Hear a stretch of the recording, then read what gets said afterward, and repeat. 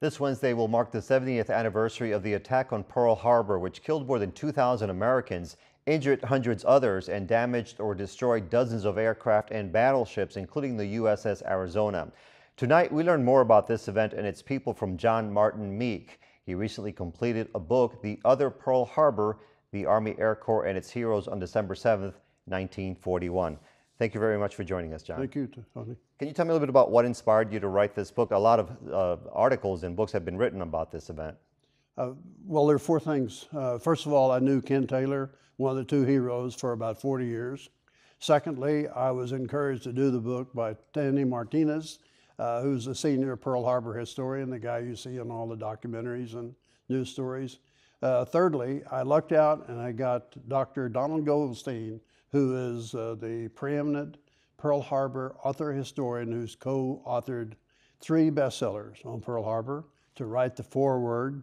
And finally, I was able to bring it out for the 70th anniversary. So here I am. So tell us, if you could, about your relationship with your friendship with Lieutenant Ken Taylor, who died in November 2006, and also the other person that you wanted other people to know about as well. Well, I met Ken before he retired from the Pentagon, about '67. And then timeliness here, 40 years ago Wednesday, I had a dinner for him. He was living in Alaska. He came to DC on business. So I had a dinner for him at the Watergate Hotel restaurant, where I first heard his story. And he sort of pulled our legs because he said, oh, the Japanese were coming through this pass and the sun was in their eyes, so it was like shooting fish in a barrel. And that's not the way it really happened at all. Got that straightened out later on when I moved here, and the Taylors had a winter home in southern Arizona, in the Tucson area. So we renewed our friendship, and I started working on trying to get Ken into the Oklahoma Hall of Fame, and then the Medal of Honor upgrade for him and George Welch. George is from Delaware. He was killed in 1954 testing the F-100 out at Edwards Air Force Base. A great hero too. Why do you think it's important that people look back at this event and read about people such as these lieutenants? Well, because first, the Air Corps has totally slipped off the radar since about 1942. It's been all the Navy. I was just looking at the 70th anniversary events out in Pearl Harbor, which end today and over the weekend, and they're all about the Navy. It's at the Navy Memorial, and that's okay, but the Army needs the credit. And my mission is to see the Army and the Army Air Corps get the credit for what they did, because they lost 239 men, 439 guys wounded, almost all their planes destroyed, and they did do heroic acts, including shooting down the first planes, which Ken and George did very quickly.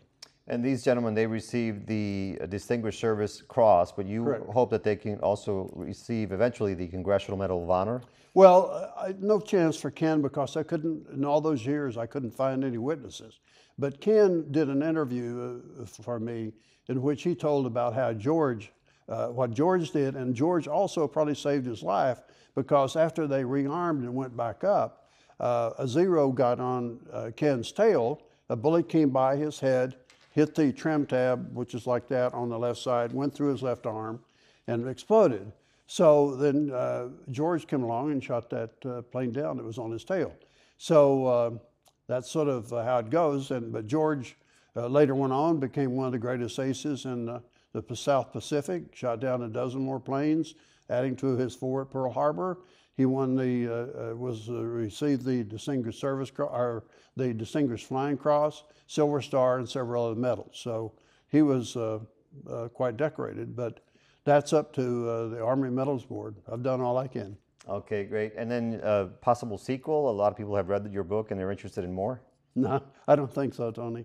I want to keep working. My next part of my mission is to get a memorial built in Hawaii. There is none, which is a real shame. So I've already had a meeting out there last year with the historians. Going to try to get that done, but right now I got to sell the book. Okay, well, thank you very much for being here, John. Good luck with it. It's great, thanks.